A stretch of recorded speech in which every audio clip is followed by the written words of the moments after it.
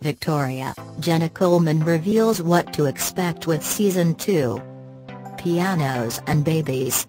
Those were the two main challenges facing actress Jenna Coleman as she approached filming Season 2 of BBC First's historical epic Victoria, in which her character, Queen Victoria, enters a new chapter of her life, motherhood. 9 births, says Coleman. 9 births. That's what we had to get through. I was hoping they would do it all in a big montage shot. The culmination of Season 1 saw the monarch give birth to her first child. Season 2 will portray the baptism and is then bound by history to introduce 8 more additions to the British royal family.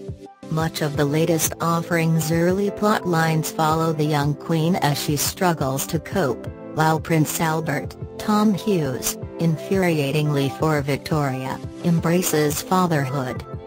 The real Queen Victoria was famously no fan of babies, despite her expertise in producing them. She called pregnancy the shadow side of marriage, says Coleman. She hated babies, she thought they looked like frogs in the way their arms wiggled around, and she thought breastfeeding was for cows.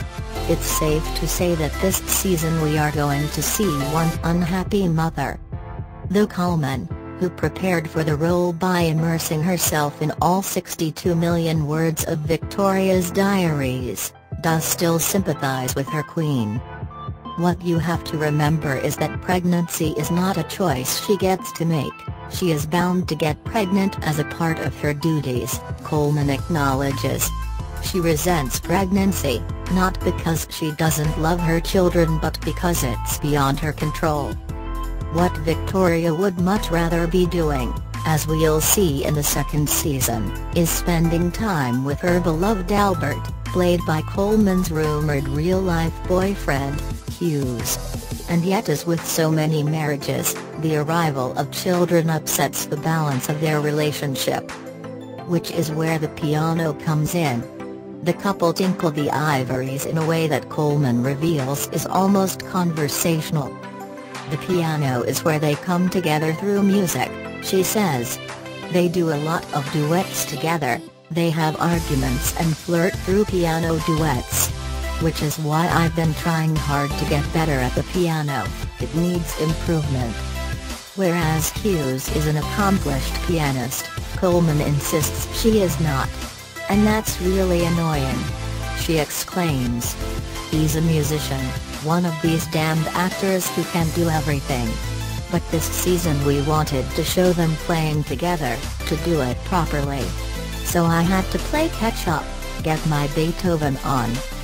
Queen Victoria lived her life in the public gaze, and Coleman, to an extent, has too.